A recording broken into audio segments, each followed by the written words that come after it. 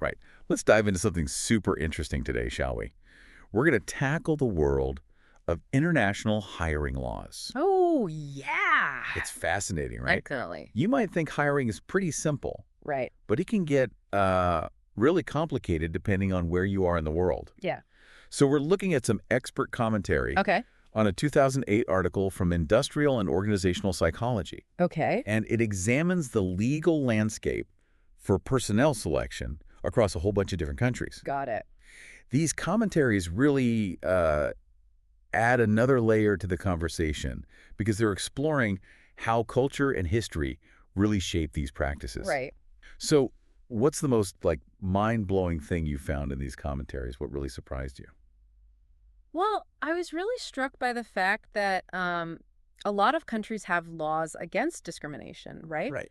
But how those laws are actually enforced Yeah. can be totally different. It's not just like having it on paper. It's not just about like the words on the page. It's about how it actually plays out. The culture surrounding it. Exactly. Yeah, it's so interesting. One commentary that really stood out to me was by Dunleavy, Amat, Cohen, and Schaefer. Okay. They actually propose like a model to understand these differences, Okay. and they call it Zeitgeist, a country's zeitgeist. A country's what? Zeitgeist, which is like the overall Oh, okay. moral, intellectual, and cultural climate. So like the vibe. It's like the overall vibe of the country. Okay, so that can actually affect how they approach hiring? It really can. That's crazy. Think about Switzerland. Okay. Their culture really values consensus building, right? Okay. So you don't see a lot of lawsuits about hiring. Oh, interesting. Even if their laws might look similar to a country where there are tons of lawsuits, Yeah, so it's not like a direct correlation. not a one-to-one. That's so fascinating. Hmm. So the laws, just one piece of the puzzle. It's just one piece. What else comes into play? Well, their attitude towards bureaucracy can also have a big impact. Okay. In some European countries, there's this real aversion to excessive paperwork, Sure. and that can actually make it harder to enforce things like adverse impact. Well, could you remind us what adverse impact means again? Yeah, so adverse impact is basically when an employment practice seems neutral, Okay. but it ends up excluding a protected group, Oh. even if there was no intention to discriminate. Got it. Yeah. So paperwork can actually really affect how these laws are enforced. Yeah, it's all connected. That's crazy. It really is like a tapestry. It really is. So, okay, so I'm curious, are there any global patterns to this?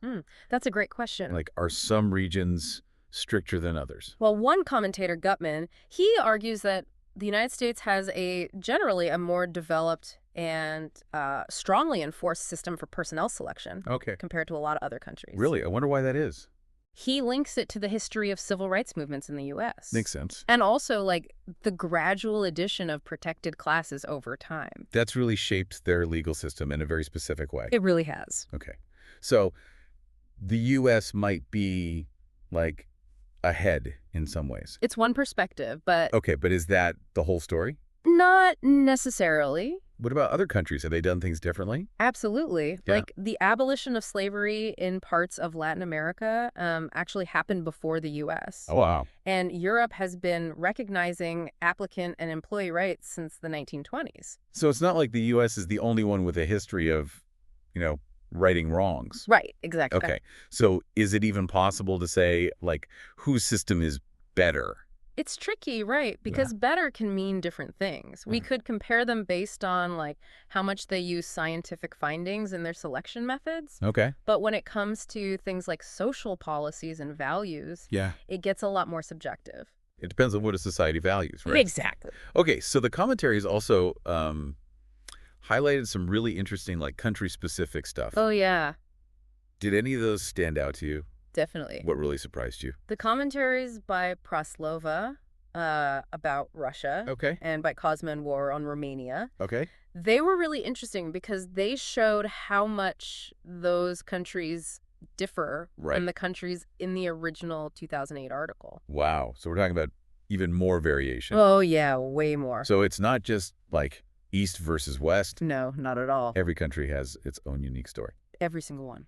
Let's get into some of those details. All right, so One thing that really stuck with me was from Primarajan, Thornton, and Potty's commentary on India. Okay. They explained how affirmative action in India works differently, depending on if it's for, like, hiring someone new or for promoting them. Oh, interesting. It adds, like, another layer of complexity, right? It just shows, like, how much context matters. So much context. Yeah. Something that seems simple on the surface can be, like, so complicated. Oh, yeah, like peeling back the layers of an onion, Right. and then you find another onion underneath. Like, you think you're getting somewhere, but you're not even close. Exactly. So tell me more about this onion. What else did you find? Well, there's the commentary on South Africa by Guinness, Peterson, and England. Okay. It shows how apartheid, even though it's in the past, still has a huge impact on their hiring practices today. Wow. It's a really powerful reminder of how history shapes the present. Yeah, absolutely.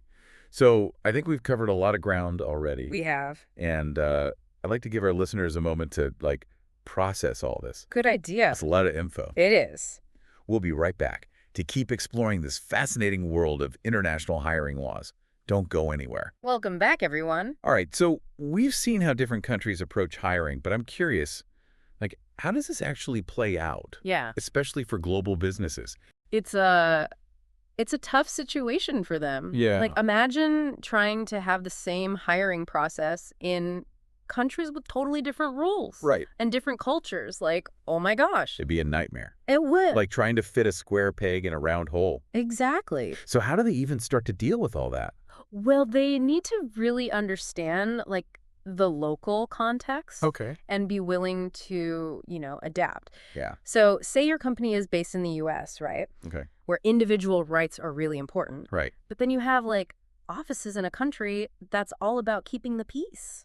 Oh, yeah. Those two things can clash big time. You could end up in a lot of trouble, right? For sure. Legally, culturally, it's like a minefield. Yeah.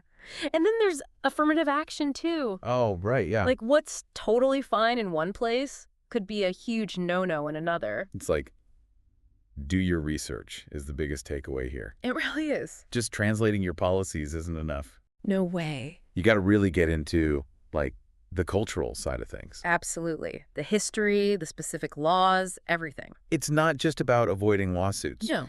It's about making sure everyone feels, like, valued, Exactly. regardless of where they're from. It's finding that sweet spot. Okay. Global standards, but local respect. Yeah. A company culture that celebrates diversity. But also fair to everyone. That's it. Okay, so we've talked a lot about the law. Right. But what about, like, the ethical side of all this? Is there a risk of being, like, too culturally relative? Ooh, good point. Saying, well, that's just how they do things there, even if it seems wrong to us. That's the big debate, right? Yeah. Like, we want to respect different cultures. Of course. But are there, like, basic human rights Yeah. that should be the same everywhere? That's the question, isn't it? Where do we draw the line? Exactly. And there's no easy answer. Yep. It takes real conversation Okay. and challenging our own ideas. Okay. Like talking to people from different cultures, Right. understanding where they're coming from. Trying to find some common ground. Yeah. It sounds like a constant process. It is a journey. Yeah. And it's more important than ever. Like, the world is so connected now. Yeah. We can't ignore each other anymore. We can't. We have to work together to make things better for everyone. And understanding hiring practices is a good place to start. It really is. So it seems like you need, like, legal knowledge, Cost cultural awareness, For sure. and a strong sense of ethics All of that. to really get this right. And being willing to learn, like, things are always changing. Yeah. Laws, cultures, everything. This has been really eye-opening. It has. We've covered a Believe me, lot, A lot. and you've given us a lot to think about. Good. But before we wrap up, I want to leave our listeners with a final question. Okay, hit me. What's the future of global hiring? Hmm. Will we all start doing things the same way? Interesting. Or will things become even more different? That's a tough one. I think it'll be a mix. Okay. Like, some things will become more standard. Yeah, Data privacy, basic rights, that kind of stuff. makes sense. But we also have to respect those cultural differences. Right. So it's a balance, Global vision, but local expertise. Exactly. But I have faith in HR people. Yeah. They're shaping the future of work one hire at a time. That's a great way to put it. Yeah. Well, thank you so much for sharing your insights with us today. Happy to be here. Always a good conversation. And to all our listeners, thanks for joining us on this deep dive into international hiring laws. We hope you learned something new, and we'll keep exploring this topic. Until next time, happy hiring, everyone. Welcome back to our deep dive on international hiring laws. We've been through a lot. We have a lot of twists and turns. So many different factors to consider. Definitely. For our listeners who are still digesting all this, what are the top 3 things you want them to remember? Okay, top 3. First, there's no magic formula. Okay. What works in one country Right. might not in another. It's like that saying, when in Rome. Yeah, exactly. You got to adapt, Okay, so adapt. Second, laws are just the start. Okay. Culture, history, the economy, it all matters. It's all connected, Big time. like that zeitgeist thing. Yes, the vibe is key. All right, so adapt, zeitgeist. What's number 3? Don't assume you know what's fair. Okay. What seems obvious to you Right. might be totally different somewhere else. We all have different perspectives. Exactly. And that's okay, but we got to understand each other. Yeah, find that common ground. That's how we move forward. This has been amazing. Thank you so much for walking us through this. It's been my pleasure. Always a good chat. And to all our listeners, thanks for joining us. We hope you've gained some new insights. Like to. Until next time, happy hiring.